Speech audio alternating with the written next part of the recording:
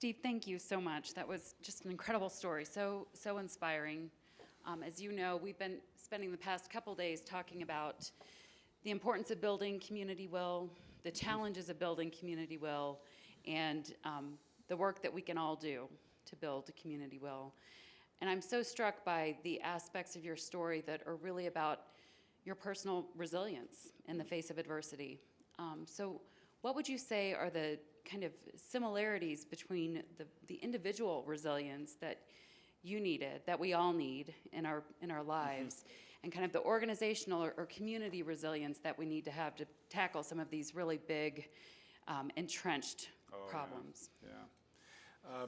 I have so there's a couple of similarities. I think one is that the vision of a different way of approaching this, which I think we've taken for granted. I mean, the voices that we benefited from historically, if you think about them, whether it was the women who drove the suffrage movement or those who drove the civil rights, they always gave you a vision of a different way, actually, that we subscribed to in some way, and gave you a plan behind it, actually, how to do that. Now it's a bit harder. I was talking with a retired senator one time. We were talking about the American Disabilities Act 25 years ago, now 26 years ago this month. And I said, well, look, could this happen today? And he said, no. And I said, well, why is that? And he said, because the voice of the moderate is gone from America. And so this was like kind of a, almost like a class. I was asking so many questions. I said, well, why is that?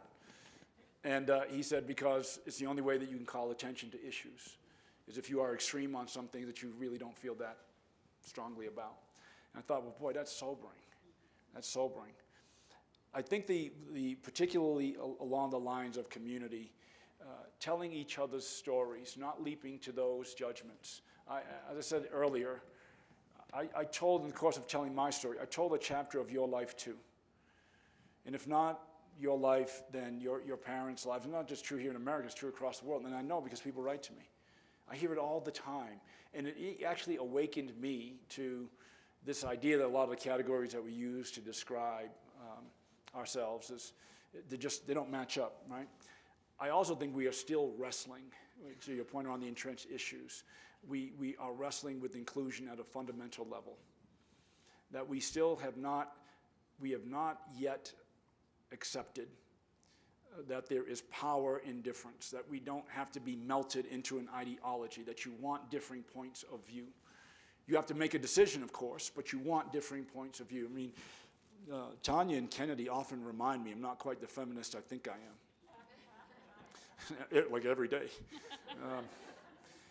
But, there's certain, and it requires shifting a bit of a narrative too.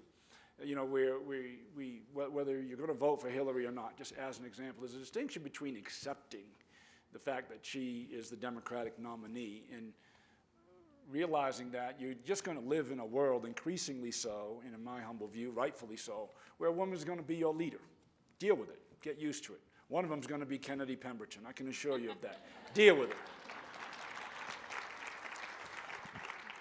So I'd love to hear a little bit more about your work with Walgreens. And I think you talked a little bit about some of the work that you're very proud of. Tell us a little bit about some of the challenges that you experience in your role as Global Chief Diversity Officer, if you'd be willing to, and how you apply these principles of resilience in some of those challenges. Where would you like to start, America or Europe? So the biggest challenges I've run into is what I call the corrective action, kind of doing the right thing. I've had to really make a business case, a business argument fundamentally for why this is essential. The hard truth of it is that our customer bases, your patient bases are changing. Not just changing in, where we typically have assigned it, but in places like Salt Lake City, Utah, Lincoln, Nebraska, Des Moines, Iowa, parts of the Colorado community where you are seeing very different patients, customers who are going to navigate and deal with health differently. So from a competitive standpoint, either you're going to serve her or somebody else is going to. That's what's, I think, led to so much sustainability. But trying to shift that mindset, when you when we're focused on things like cultural competency and micro inequities, and that's only part of the conversation. When you have, as an example, fewer African Americans in medical school today than in the 1970s, what does that mean for a pipeline here? So a lot of these conversations, whether you assign them to hope, I get hope's power, I get its universality, I understand all that. But we need action, actually, right? You've got to move. I mean, the days of soaring rhetoric and caution action have to move away. I think my role as a chief diversity officer usually comes down to one of two things. Often I have to explain that. So when you say you're a chief diversity officer, people are always trying to figure out what's the best way to ask me what I do without offending me. Right? So they pause and think, because in that pause, they think, now, how do I ask him what is he that he does? So I don't even wait anymore. I just say, look, I have one of two jobs. It's either to comfort the afflicted or it's to afflict the comfortable. It's one of those two things. We do have a question from the audience, I think, in follow-up to the example that you shared in your work with Walgreens. In Colorado, we recently passed Employment First, comprehensive legislation that defines competitive integrated employment, among other things. So the questioner is just looking for your advice moving forward in implementing that legislation. Yeah, I would say get laser-like focus on the models themselves. I've seen this firsthand on Secretary Perez's advisory committee. As an example, when you move people from sheltered workshops to community-based employment, and what in particular are the thresholds that you have to identify early on. So, for example, in our world, we have a job coach for a very specific period of time to make sure that the transition is there. Because here's the truth, the stakes are higher. We do not want and can't have a situation where that individual, this is their first shot at meaningful employment, and then it fails, because we're trying to force them through a traditional experience. So let me give you an example. In our distribution center, we have a number of people on the autism spectrum, and they learn in a very specific way. We can't hand someone a manual for their station and say, here is how you should do your job. So one individual loves college football. And so we change all of his training aids to the pictures of college football teams. So when he's doing his job, he's moving from the Longhorns, I'll give you some props here, to the Buffaloes. And I mean, it's what and it's made him not as good as, but in a lot of cases, better than. So we change the nature of how we train, not the expectation of the job. And lastly, that idea of collective ownership in particular matters considerably so. And this is my discussions with the White House that, look, there's reasons why you've had chronically long-term unemployed. And there's a complete loop here. So we can create access, we can create training, access, employ you, but then you know what happens sometimes? Life. How am I going to get to the job? How do I deal with things like work-life balance? And I mean, all of those things are part of how I think the most successful models are sustained. Thank you. Yeah. So I think my final question is just kind of tying it back to the theme of our symposium, which is that health is everyone's business. So thinking about that, it's a pretty profound statement. If everyone's thinking about the health of the community and the health of the individuals within it, if you had grown up in a community where health is everyone's business, how would your own personal story have been different or looked different?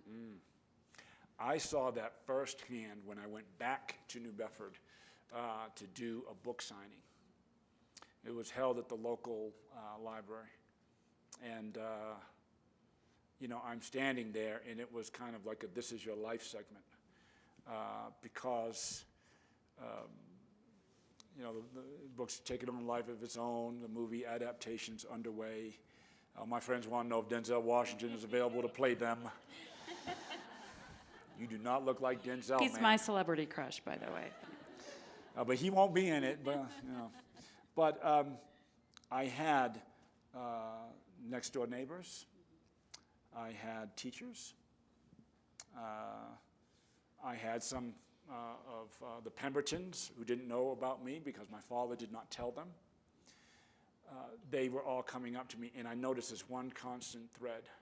None of them could sit in front of me without crying.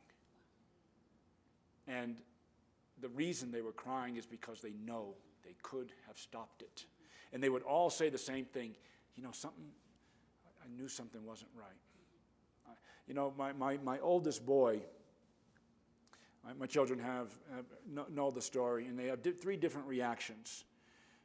Vaughn, the 14-year-old, who's kind of a rough and tumble, here I come, hope you're ready. You know, he wants to go knock on the door of the foster family so he can settle this matter himself. Quinn, the oldest, says, Daddy, why didn't somebody do something? To him, it's that simple. All it took was one person, and I saw those people. But it all comes full circle, and this is where Kennedy, I thought, was so important. The publisher asked me to do the audio version of the book, and she asked, when she was very young, actually 7 years old, she asked to listen to it. And so it was on my phone, I gave it to her. And she went to her room, she started listening to it. And about an hour later, I went into a room in fact, I walked past the room and I heard this man's voice in my room. I didn't recognize it was me. I'm like, hey, my daughter's room.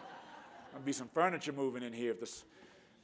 And I go to get the phone, and she grabs my hand. I thought she was asleep, and she wasn't. She was still awake. And she's looking at me because now she realizes that it was kind of difficult for Daddy early on. She's too young to articulate this, though.